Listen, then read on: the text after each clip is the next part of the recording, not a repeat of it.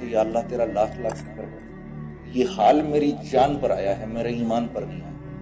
کیونکہ میرے دوستو، ایمان وہ اندر کی مایا ہے جو انسان کو اللہ کے حکموں پر کھڑا کرتی ہے۔ ورنہ آپ یقین کرو، تھوڑی دیر کے لیے سکھاؤ کہ غیر مسلم کو بھی 10 منٹ میں ہم نماز پڑھنی سکھا سکتے ہیں، وہ 10-15 منٹ میں نماز پڑھنا شروع کر دے گا۔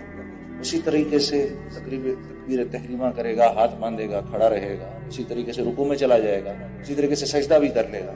اور یہ بات ثابت ہے، پرانے وقتوں میں 1400 سال میں کئی دفعہ ہوا یہ کہ غیر مسلم جاسوسوں نے اماموں کا بھیس بدلا اور عرصہ دراز تک مسجدوں کی امامت کرتے رہے۔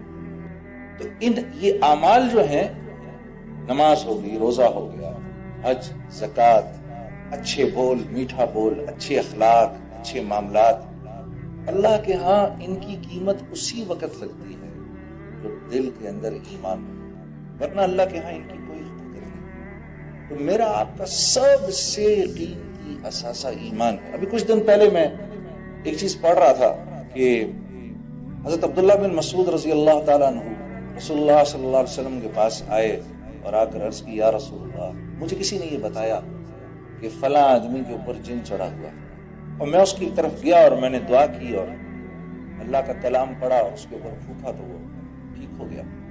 تو اللہ کے نبی مسکرائے، پوچھا، عبداللہ تو نے کیا پڑھا اس کے اوپر؟ یا رسول اللہ، میں نے اس کے کان کے اندر قرآن کی یہ آیت پڑھی، افحسبتم انما خلقناکم عبثا، پوری یہ آیت پڑھ دی اور اس کے کان میں پھونک دی۔ آپ صلی اللہ علیہ وسلم بڑے حیران ہوئے، عبداللہ بن مسعود کو دیکھا اور پھر آپ نے فرمایا، اے عبداللہ، مجھے پتا ہے یہ آیت کیسی آیت ہے، اس رب کی قسم کہ جس نے مجھ کو نبی بنا کر بھیجا ہے، یہ آیت اگر یقین کے ساتھ آدمی پہاڑ پر کھڑا ہو کر پڑھے تو پہاڑ کو اپنی جگہ سے ہلا دے گا۔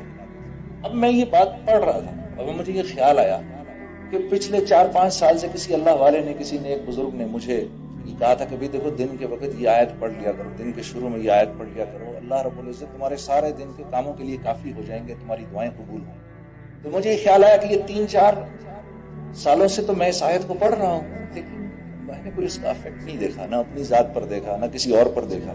تو مجھے وہ خیال آیا، بات یہ ہے کہ عمل تو عبداللہ بن مسعود نے بھی وہی کیا جو میں کر رہا ہوں، انہوں نے تو ایک ہی دفعہ کیا، میں تو 3-4 سال سے کر رہا ہوں۔ فرق یہ ہے کہ ان کے پاس وہ ایمان کی جو مایا ہے وہ ایسی ہے کہ یہ جو آیتوں کے بول ان کی زبان سے نکلتے ہیں تو وہ جو ڈیزائرڈ افیکٹس ہم چاہتے ہیں نا، وہ ڈیزائرڈ افیکٹ جو ہیں وہ ڈیزائرڈ افیکٹ ہو جاتے ہیں، اور میں پڑھ کے رہ جاتا ہوں۔ ابھی ہم حج پر تھے، بڑے فخر سے انہوں نے بتایا کہ بھئی اس سال تو 45 لاکھ آدمی نے حج کیا۔ اب 45 لاکھ لوگوں نے، الحمدللہ اتنی بڑی بات ہے امت مسلمہ میں سے 45 لاکھ لوگوں نے حج کیا۔ لاہور کی آبادی 45 لاکھ کی ہے، تو مکہ اتنا چھوٹا سا شہر ہے اور 45 لاکھ بندہ مکے میں، اللہ نے ان کے وہاں پر کھانے کا بھی انتظام اور پینے کا بھی انتظام، نہانے دھونے کا بھی انتظام، پانی کیسے خرچ ہوتا ہوگا، ادھر دوسری ایمنسٹیز جو ہیں ان کی اویلیبلٹی، وہ کیسے اللہ نے ایک نظام چلایا، اور وہ 45 لاکھ کے 45 لاکھ اللہ سے یہ دعا کرتے ہوں گے، یا اللہ مسلمانوں کو پھر سے عروج نصیب، اسلام کو عروج نصیب، یا اللہ ہماری زندگیوں کو قبول فرما۔ یہ سب کیا کیا دعائیں نہیں کرتے ہوں گے، اور ہم کیسی امیدیں لگا کے رکھتے ہیں ان حاجیوں سے۔ یقیناً اللہ کے ہاں یہ دعائیں تو قبول ہوتی ہوں گی، لیکن وہ ڈیزائرڈ افیکٹس نہیں ہو رہے جو 1.25 لاکھ صحابہ کے حج سے ہو گئے۔ انہوں نے تو 30 سال کے اندر 1.25 لاکھ صحابہ ہی تو تھے جب اللہ کے نبی نے اس دنیا سے وصال فرمایا۔ ان کے دنیا سے چلے جانے کے 30 سال کے بعد مسلمان 3 بر اعظموں کے بادشاہ بن گئے، 3 بر اعظموں کے بادشاہ بن گئے۔ کیا ہوا؟ فرق کیا ہے؟ وہ ایمان کی کمی فرق ہے میرے دوستوں، اور کوئی نہیں۔ اعمال وہ بھی وہی کرتے ہیں، وہ بھی وہی کرتے تھے جو میں اور آپ کر رہے ہیں، بلکہ ہم زیادہ کر رہے ہیں۔ عبداللہ بن مسعود ایک دفعہ تابعین کی ایک جماعت بیٹھی ہوئی، ان سے فرمانے لگے، اے تابعین کی جماعت، آج تم لوگ روزے بھی زیادہ رکھتے ہو، نماز بھی زیادہ پڑھتے ہو، قرآن بھی زیادہ پڑھتے ہو۔ صحابہ اتنا نہیں کرتے تھے، لیکن اللہ کے ہاں وہ بڑے مقبول لوگ تھے۔ فرق کیا ہے؟ فرق کیا تھا کہ ان کے دل دنیا کی لذتوں اور اس کی حب جاہ اور حب مال سے ان کے دل خالی تھے، اور ہمارے دل بھرے ہوئے۔ تو اعمال کی کمی نہیں ہے، اعمال تو ہم کر رہے ہیں الحمدللہ۔ میرے عزیز دوستو، میرے بھائی اور میری بہنوں، فرق صرف یہ ہے کہ ہمارے دل ایمان کی مایا سے خالی ہے۔ ہاں، یہ وہ مایا ہے جو انسان کو اللہ کے حکموں پر کھڑا کرتی ہے، نبی کے طریقوں پر۔ یہ وہ ایمان ہے جو انسان کو لے کر آتا ہے۔ اگر ہم نے 10% بھی کر لیا جو صحابہ کرتے تھے، 10%، اگر ہم نے 10% محنت بھی کر لی جو صحابہ نے کی، تو ہمیں جو اس کا اجر ملے گا وہ صحابہ سے 50 گنا زیادہ ملے گا، کیونکہ ہم کمزور ہیں۔ 1400 سال ہو گئے ہمارے نبی صلی اللہ علیہ وسلم کو اس دنیا سے پردہ فرمائے ہوئے۔ ایمان کس کو کہتے ہیں؟ کسی کی ذات پر ایسے اعتبار کر لینا کہ پھر اس کی بات کو سچا مان کے پھر اس کے پیچھے چلنا، یہی ایمان ہے۔ ہاں یہ بالکل۔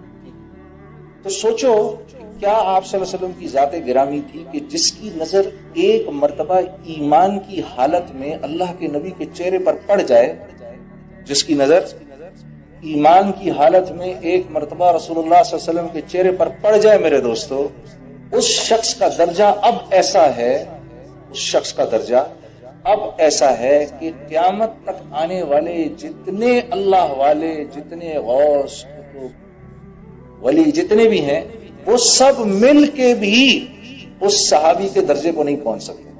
یہ میں آپ کے سامنے ان کی بات کر رہا ہوں، آپ سمجھے میں نے کیا کہا؟ کسی کی بات کو ایسے مان لینا، اس کی ذات کو سامنے رکھتے ہوئے اس کی بات کو ایسے مان لینا۔ تو میں کس کی بات ماننے کو آپ کو کہہ رہا ہوں؟ جن کے چہرے کو ایمان کی حالت میں اگر کوئی دیکھ لے تو اس کا درجہ اللہ پاک کے یہاں ایسا ہے کہ کائنات میں جتنے کتب غوث اور ولی آئیں وہ اس کے درجے کی برابری نہیں کر سکتے۔ کسی نے حضرت حسن بصری سے پوچھا آپ افضل ہیں یا حضرت امیر معاویہ افضل ہیں؟ تو چیخ نکل گئی حضرت حسن بصری کی۔ آپ نے فرمایا اور تابعین میں رئیس التابعین کہتے ہیں ان کو۔ حضرت حسن بصری کو کیا کہتے ہیں؟ رئیس التابعین، تابعین میں سب سے بڑے تابعی تھے یہ۔ حضرت علی کرم اللہ وجہہ کی صحبت ملی ان کو، تو کیا فرماتے ہیں؟ فرماتے ہیں اگر سارا کا سارا جہان حسن بصری سے بھر جائے، حضرت امیر معاویہ کا وہ گھوڑا جس پر آپ جہاد کے لیے نکلتے ہیں، اس کی نتنوں میں جو گرد لگی ہے، سارا کا سارا بھرا ہوا جہان حسن بصری سے بھی اس گرد کا بھی مقابلہ نہیں کر سکتا۔ یہ ہے وہ درجہ اس انسان کا جس نے ایمان کی حالت میں رسول اللہ صلی اللہ علیہ وسلم کے چہرہ مبارک کی زیارت کر لی۔